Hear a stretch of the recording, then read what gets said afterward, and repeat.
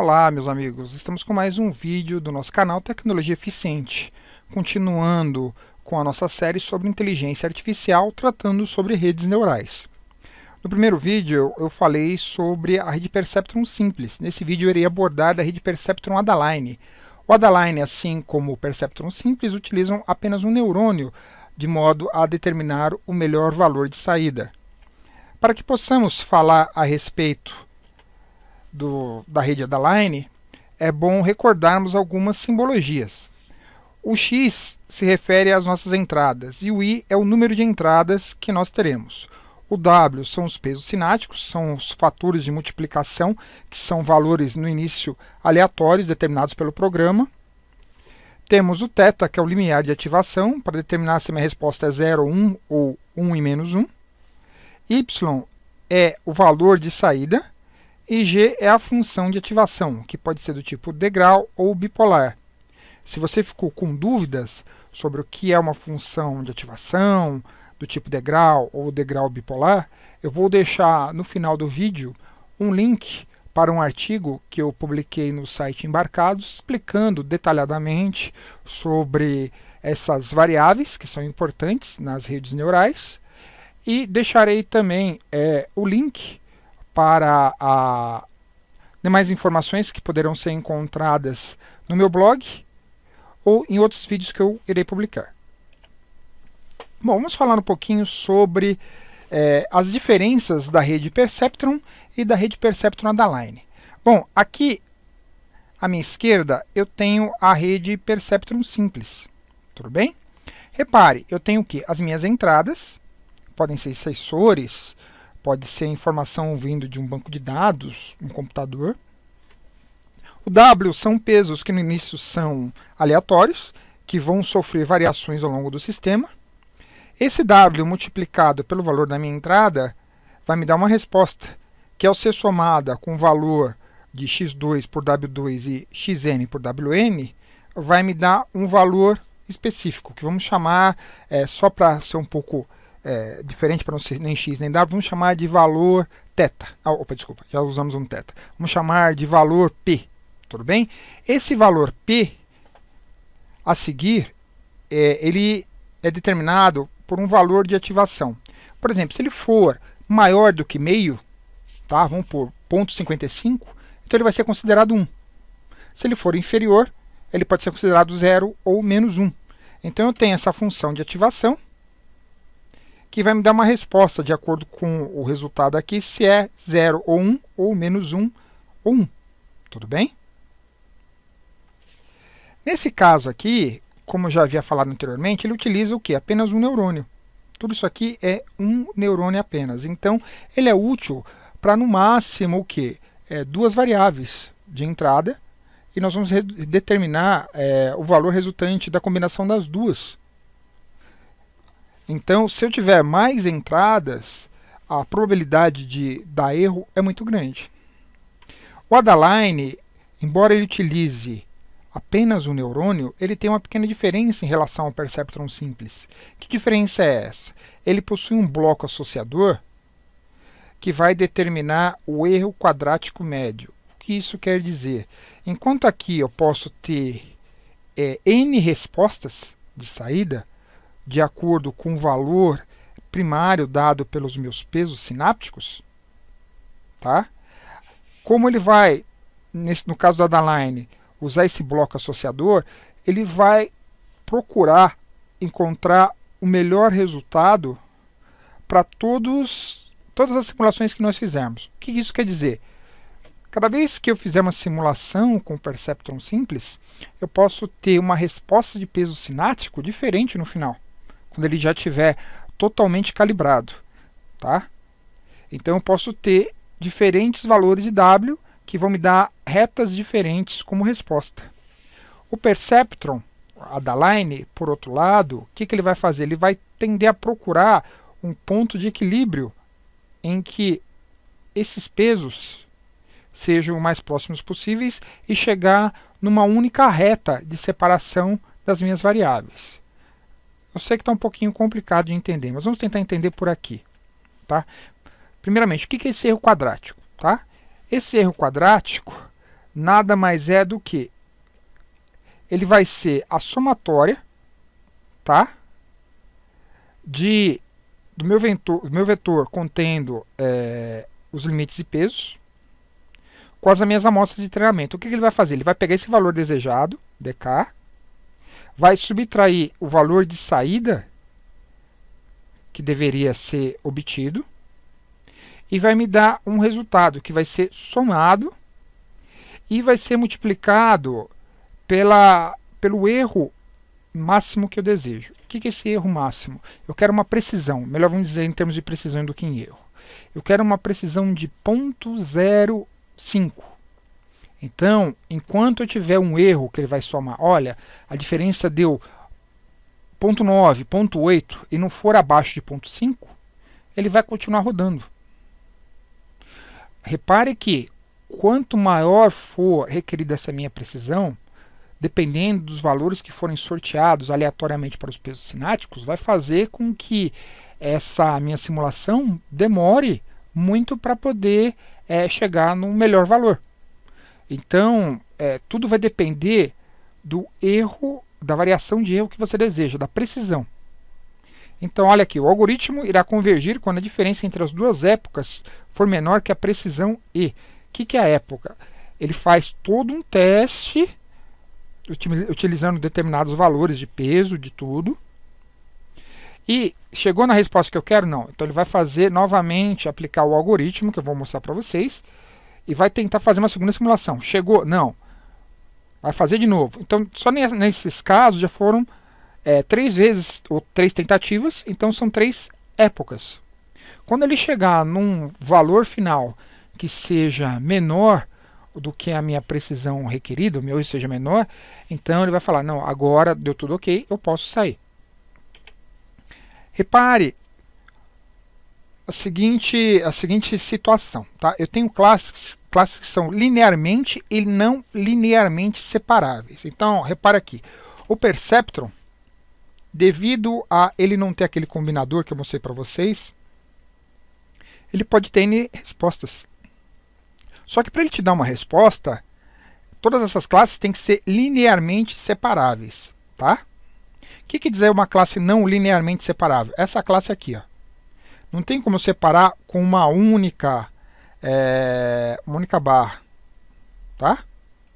Um único vetor. Para eu poder separar, nesse caso, essa situação, eu precisaria de mais vetores, mais retas. Para que eu possa fazer isso, eu teria que utilizar mais neurônios. Como eu só tenho um neurônio, ele só vai me dar uma reta de saída. Nesse caso aqui, eu posso ter N respostas, tá? Eu posso ter N retas. No caso do Adaline, devido a ele possuir aquele comparador que eu falei para vocês, ele vai procurar achar a melhor reta, a melhor resposta. Tudo bem? Só que, obviamente, enquanto esse daqui vai gastar um tempo X para chegar numa resposta, porque ele tem N respostas possíveis, esse aqui muitas vezes vai gastar um tempo, dependendo do seu nível de precisão, 100x, 1000x. Tudo bem? Então, a precisão é maior, mas demanda mais tempo. Tudo bem? Aqui eu tenho o algoritmo de aprendizagem do Adaline.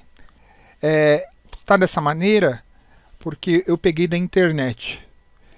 Esse algoritmo ele está num livro que eu vou mostrar para vocês no final. Como eu não tenho autorização para poder replicar nenhuma das páginas, eu fiz uma pesquisa rápida pela internet, eu vou deixar depois o link para vocês, para que vocês possam estar baixando, estar observando melhor esse algoritmo, tudo bem? Então, o que eu tenho aqui para a fase de treinamento? Ele obtém um conjunto de amostras de treinamento. O que são essas amostras? Eu tenho meus valores de entrada e eu tenho o valor de saída que eu desejo, tudo bem? Ele vai associar essa saída desejada, que é chamada de DK, para cada amostra. Então, vamos pegar em números binários. Vamos pegar uma tabelinha simples, tá? Se você já estudou ou se você se recorda da parte de lógica, nós podemos estar pegando a tabelinha da função lógica E, tá? Então, o que eu tenho na função lógica E? Que é muito similar a uma função de multiplicação. eu tenho uma entrada 1 e uma entrada 2 e uma saída, tá? Na entrada 1, eu vou ter 0 e na entrada 2 eu vou ter 0. Como eu falei para você que ele é muito similar a uma função de multiplicação, 0 vezes 0, a minha saída dá 0. Se eu colocar 0 na entrada 1 e 1 na entrada 2, a multiplicação também me dá 0. 1 na entrada 1 e 0 na entrada 2, a multiplicação também me dá 0. Quando que eu vou ter a saída, ou a minha resposta como 1? Somente quando a entrada 1 e a entrada 2 forem 1. Aí sim a minha saída é igual a 1. Ah, professor, eu não entendi. Dá para você explicar melhor? Então imagine da seguinte forma. Você tem dois interruptores, tá? Ao longo do caminho e uma lâmpada no final, após passar por esses dois interruptores. Quando que a lâmpada vai acender? É óbvio, somente quando os dois interruptores estiverem ligados. Se um deles estiver desligado, ou se os dois estiverem desligados, a lâmpada não vai acender, tá? Essa é uma função lógica E. Então, uma vez que eu associei as respostas, né, ele vai iniciar esse vetor W com valor aleatório. Isso é determinado pelo próprio programa. Você vai especificar uma taxa de aprendizagem. Qual a taxa de aprendizagem? Normalmente é aconselhada você utilizar por uma pequena parcela do valor que você tem. Então, o que acontece? Normalmente, eu coloco em cima do valor principal, 1/10, ou 1/25 avos, tá? Eu quebro o 00.1, 00.5, tá? Como taxa de aprendizagem. E eu vou ter que determinar essa minha precisão requerida. Lembre-se que quanto menor for essa minha precisão, maior o tempo, muitas vezes, dependendo do peso sináptico, né, dos meus valores, eu vou ter que gastar um tempo muito maior para poder chegar na resposta que eu preciso. Uma vez que eu fiz isso, eu vou iniciar o contador de número de épocas. Então, a primeira vez que eu estou fazendo toda essa simulação, então o primeiro valor é 0, depois ele vai somando. Então, eu vou repetir as instruções. Primeiramente, o que ele vai fazer? Erro quadrático médio anterior, que eu vou criar essa variável, é igual ao erro quadrático médio de W, né, dos meus pesos sinápticos. Para todas as amostras de treinamento, tá?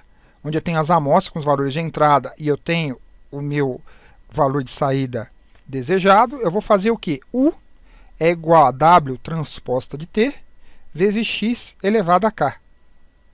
Ah, eu não entendi. O que é esse transposto? Como nós estamos trabalhando com vetores, você não pode multiplicar, né, sem fazer essa transposta. O que é isso? Eu vou explicar de uma forma resumida. Se eu tenho dois vetores horizontais, eu vou ter que transformar um para vertical para poder multiplicar pelo outro horizontal para que eu consiga ter uma resposta, porque senão eu vou ter erro. Tá? Essa é uma forma bem simples de estar explicando isso para vocês. Então, o que ele vai fazer? Vai pegar esse W, vamos dizer, meus dados estavam todos na verticais, porque eu estou seguindo uma tabela, e ele vai mudar essa minha resposta, tá, para uma linha horizontal. Tá? Vai multiplicar pelos valores de entrada. Feito isso, o que ele vai fazer? O valor peso, ele vai ser acertado, então ele vai ser o valor peso anterior, mais N, que nada mais é do que a minha taxa de aprendizagem, vezes o valor que eu desejo, menos o U, que foi determinado aqui. Tudo bem? E vai multiplicar pelo quê? Pelo conjunto de amostra. E ele vai acertar esse meu W. Deixa eu só acertar aqui para ficar mais fácil. Então, ele vai pegar aqui e ele vai acertar o meu W. Feito isso, ele vai somar mais 1, a minha época, porque é a primeira vez que ele fez, e ele vai determinar o erro quadrático médio. Então, o erro quadrático médio atual é o erro quadrático médio anterior. Só que, o que ele vai fazer? O atual menos o erro quadrático médio anterior tem que ser menor do que a precisão que eu configurei. Se ele for maior, ele vai fazer o quê? Ele vai repetir esses passos aqui, tá? Ele vai colocar esse valor que estava como erro quadrático médio e vai refazer toda essa parte do código que eu já mostrei para vocês. Quando ele chegar numa resposta que essa minha precisão, tá? Seja maior do que o erro, aí ele para e já vai ter o que como resposta? Ele vai ter esse W final, né, acertado com o valor final, o melhor valor. Além disso, eu também vou ter o que? A quantidade de épocas que ele utilizou para fazer essa função.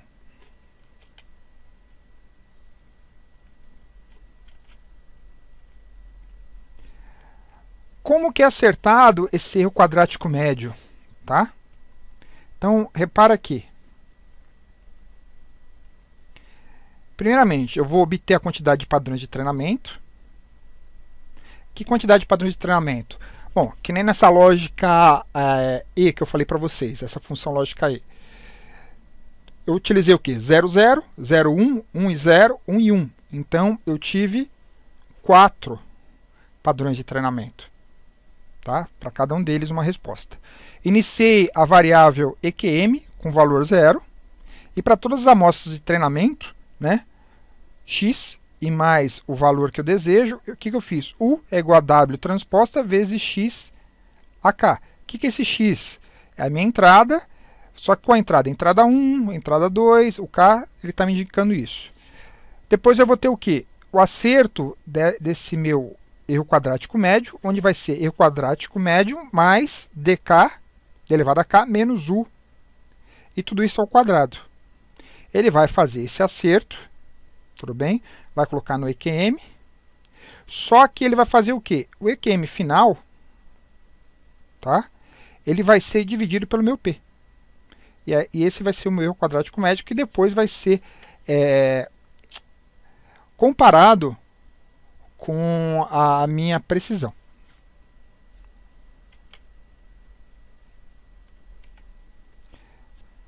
Aqui eu tenho as fontes que eu utilizei. Nesse caso aqui é o site que eu usei para pegar essas partes do algoritmo, como eu falei para vocês. Esse aqui é o livro que eu havia especificado para vocês, né, um pouquinho antes, que eu uso como referência para falar sobre redes neurais. Redes neurais artificiais para engenharia e ciências aplicadas, do professor Ivan Nunes, do professor Danilo Hernani e do professor Rogério Flauzino, da Artliber. Agora eu vou mostrar para vocês ele funcionando. Aqui eu passei o meu algoritmo, tá? Eu vou explicar para vocês rapidamente o código. Nesse código eu já estou fazendo toda a parte de treinamento e também a parte de verificação. Então olha só, a primeira coisa que ele faz aqui, close all, clear all, CLC. Ele vai fazer o quê? Ele vai estar limpando toda a minha tela. Feito isso, ele vai carregar essa minha tabelinha aqui, file igual xamostras1. Tá, o que eu vou ter no xamostras1? Então aqui, xamostras1. Eu tenho, como eu falei para vocês, x1, x2, x3. x3 é a minha saída. x1, x2 são a minha entrada. Então, necessariamente, eu tenho que 0, 0 dá 0, 0 e 1, 1, 1 e 0, 1, 1 e 1, 1. Essa funçãozinha aqui de saída, basicamente, é uma função OR. Por quê? Eu vou ter tudo 1 como resposta, a não ser quando for 0 e 0. Tudo bem? Então, vamos voltar lá. Então, o que ele vai fazer? Ele vai ler esse meu arquivo e ele vai determinar a quantidade de amostras, de acordo com o tamanho. Como eu falei para você, eu tenho 4 amostras. Tá? 4 amostras. 1, 2, 3, 4. A partir disso, o que ele vai fazer? Ele vai me separar a quantidade de linhas e a quantidade de colunas.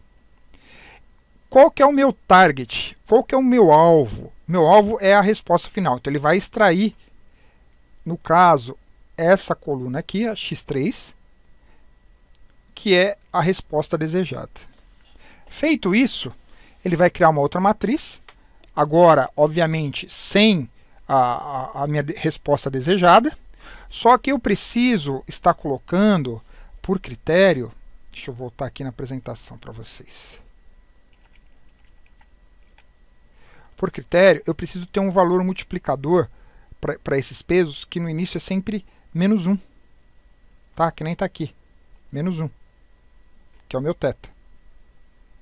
Então, o que ele vai fazer? Ele vai criar uma matriz, já com esses valores menos 1, e vai colocar os valores da entrada. Aí ele vai criar um aleatório qualquer, que é o meu vetor W.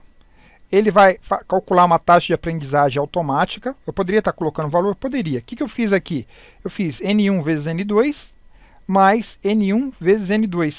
E depois eu peguei 1 e dividi por N para achar uma pequena porcentagem que vai ser o valor da minha taxa de aprendizagem. A minha precisão requerida é 0,05. Repare que é uma precisão alta. Tá? O meu erro quadrático médio é 0. A minha época ela inicia com 0. E como é a minha primeira vez que eu estou iniciando o programa, ele vale I igual a 1. Então ele vai fazer assim.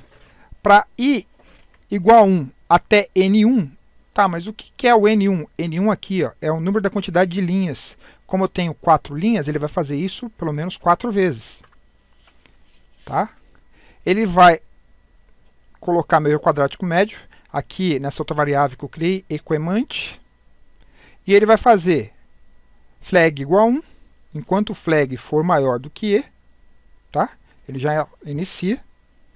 Ele vai fazer U é igual a amostra de I a tudo, né? Nesse de I é tudo, ou seja, pode ser 4, pode ser 5, vai depender da tabelinha que você está iniciando. E ele vai multiplicar por W transposto. Vai acertar o W, vai acertar a época, vai calcular o erro quadrático médio, vai determinar se esse erro quadrático médio, né, ele vai ficar abaixo da minha precisão requerida. Como esse valor ele pode dar negativo, eu transformei em valor absoluto. E caso ele consiga fazer isso, ele vai finalizar. Né? Ele também, aqui nesse caso, se não der, depois dessas 4, ele vai fazer o quê? I igual a I mais 1. Ele vai aumentar esse meu I. Ah, por quê? Porque uma vez que ele achou o erro quadrático médio, ele foi menor do que a minha precisão, ele sai dessa chave aqui e vem aqui só para somar o I, porque ele vai fazer agora para o meu segundo conjunto de variáveis de entrada. Entendeu? Até o quanto? Até 4, que é o máximo aqui, porque é o meu N1. No final, ele vai mostrar para mim o peso, vai mostrar a quantidade de épocas necessárias, se houve erro ou não houve erro. Feito isso, ele vai operar. Ele vai pegar o quê? X amostras 2 para poder calcular os valores. Esse aqui é o X amostras 2. É a mesma tabela do X amostra 1, só que sem a resposta. Tudo bem? E aí ele vai aplicar o valor dos pesos, né? O meu W já é criado no treinamento. E ele vai utilizar para multiplicar esses valores de entrada.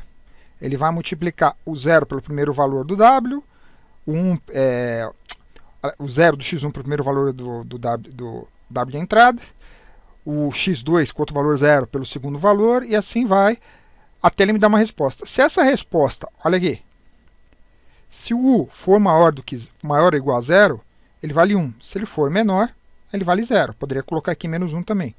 Tá? E ele vai fazer isso quantas vezes? Da mesma forma que na versão anterior. Pela quantidade de vezes que eu coloquei lá as variáveis de entrada. Então, tenho 4 linhas, ele vai fazer isso 4 vezes. Então, repare aqui, ó, não tem nada, ele não criou variável nenhum. Eu vou clicar no Run. E ele vai iniciar o cálculo.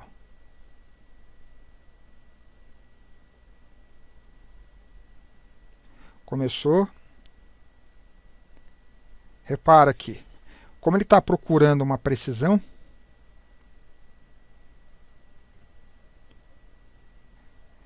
quanto tempo pode demorar isso aqui? Quanto tempo eu posso demorar para obter uma resposta? Não sei, vai depender dos pesos que foram sorteados. Eu vou dar um Ctrl Break aqui e mostrar para vocês. Ó. Eu dei um Ctrl Break. Repare que aqui ele já criou as minhas variáveis.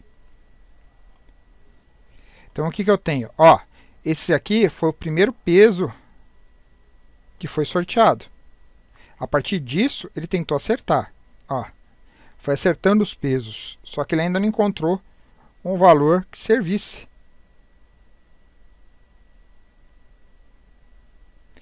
Isso pode durar por muito tempo. Ele terminou sem sair da primeira tentativa. Tudo bem, vamos tentar de novo. Vamos ver se ele sorteia agora um W que seja melhor e já me dá uma resposta. Ó, dessa vez foi mais fácil. Reparou? Já me deu a resposta. Qual foi? Ó, as amostras. Tudo bem? Por que ele não mostrou as amostras antes? Porque ele não conseguiu chegar ao final. Ele não conseguiu chegar numa resposta. Como eu cortei a programação, né, o algoritmo, ele não chegou a mostrar isso para mim. Então ele mostra aqui a amostra que ele pegou. Aqui ele mostra o peso que foi sorteado, o N. E a partir disso ele vai corrigindo. Quando foi que ele terminou? Ó, ele terminou, o meu I ele vale 5. Tudo bem? Porque eu iniciei com I igual a 1. Se eu colocasse I igual a 0, ficaria 4, porque foram 4 vezes. O meu peso final vale menos 0.0546, 0.6366 e 0.4970. A quantidade de épocas necessária foram 36 épocas. Aí no final o que ele fez? Ele carregou a outra tabelinha e ele vai me dar um valor aqui. Vamos ver se bateu. Deu tudo 1. Não era para ter dado tudo 1. Ah, mas você não falou que chega num valor ideal? Aí que tá. Esse é um pequeno problema. Todas as literaturas que eu peguei a respeito sobre o Adaline, eles mostram o algoritmo muito próximo desse que eu mostrei para vocês para a criação. Eu apliquei ele exatamente como está. Nem sempre ele chega na melhor resposta. Vamos ver se eu tentar novamente, se ele vai dar a resposta certa dessa vez. Ó, chegou numa resposta aqui. Utilizou dessa vez 9 épocas. Ele sorteou um outro valor de W inicial lá em cima. Vamos ver, olha, o valor de W aqui. Tudo bem? E agora sim, ó, 0, 1, 1 e 1. Que resposta que era para ter dado? 0, 1, 1 e 1. Nossa, agora ele acertou. Vamos rodar novamente. Utilizou, vamos ver, 36. Ó, 0, 1, 1 e 1. Agora ele acertou. Ele está calibrado certinho. Mas se você for notar aqui, o peso final está me valendo 0.022. Eu vou até marcar aqui só para mostrar para vocês. Eu vou colocar nessa coluninha aqui do lado. Abrir a edição aqui. Ó, esse aqui foram os valores. Eu vou sortear de novo.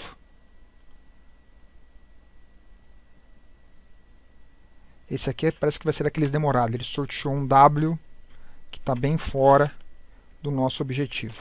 Eu vou dar Ctrl Break e vou rodar de novo. Vamos ver se esse valor é sorteado. Beleza, 10 épocas. Ó, já não deu. Tá vendo? Isso aqui era para ser 0. Vamos tentar de novo. Esse aqui já deu. Ó, 0, 1, 1, 1. Vamos pegar só para comparar aqui. Tá?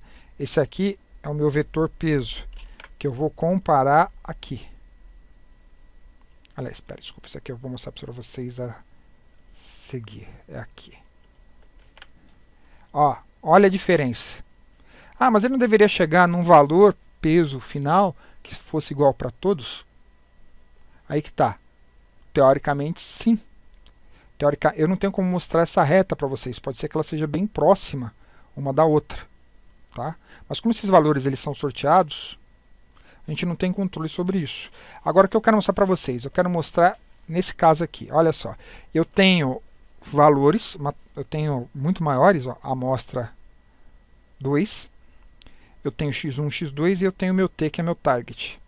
Tá? São valores bem mais complicados. Para que eu possa, só lembrando para vocês, para que eu possa colocar esses valores, eu tenho que acertar. Não posso colocar valores inteiros. Normalmente eu tenho que acertar esses valores. O que eu quero dizer? Às vezes vai ter que dividir por 100, dividir por 1000, para poder simplificar, para depois colocar os valores de multiplicação e ver se ele vai ser a resposta dada em 0, 1 ou 1 em menos 1. Então eu vou carregar essa tabela agora, amostras 2. Ela vai ser a minha entrada para o teste, para eu poder calibrar o meu sistema, e ela vai ser também a minha saída. Tudo bem? Então eu tenho amostras 2. Então aqui, ó, eu vou apagar x amostras, vou colocar amostras 2. E aqui também eu vou colocar amostras 2. E a resposta vai ser 1 e menos 1. O que ele vai fazer? Ele vai pegar agora aqueles dados que eu tenho e vai procurar o vetor peso melhor como resposta. Como os valores são muitos, nesse caso, para esse meu sistema, a resposta pode tardar muito mais a vir. E, como eu já mostrei para vocês, se para um sistema menor, né, com 4 variáveis de entrada, ele pode muitas vezes ficar perdido e ficar fazendo quantidade de simulações infinitas. Imagine então para esse caso.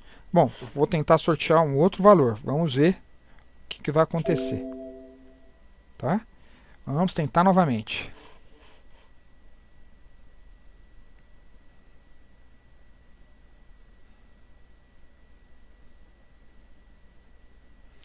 Novamente, devido à quantidade de variáveis, né, que ele tem que determinar, o tempo dele vai ser gigantesco. E, como eu falei para vocês, a probabilidade dele dar um valor fora do desejado também é grande. Então, o que eu quero dizer com isso? Quando você utiliza um neurônio para chegar na resposta que você deseja, existe uma probabilidade grande de você atingir essa resposta. Mas ele também é um sistema sujeito a erros. Tá? Ele não é perfeito, mesmo nesse caso o Adaline, mesmo ele sendo melhor do que o Perceptron simples. No próximo vídeo eu pretendo mostrar para vocês uma rede Perceptron multicamadas. Por que a multicamadas? Porque eu vou ter mais de um neurônio. Então, ao utilizar mais de um neurônio, eu diminuo esse meu tempo de processamento. Obviamente também esse tempo vai variar de acordo com a quantidade de variáveis de entrada. E eu consigo trabalhar com classes não linearmente separáveis, porque eu vou ter mais de uma reta para poder separar esse meu sistema. Ah, mas o que é isso? Eu vou só parar aqui e vou colocar de novo e vou explicar agora para vocês. Vamos ver se nesse vai. Se não for... Bom, olha só aqui. Nesse caso aqui, como que eu poderia separar esse meu sistema?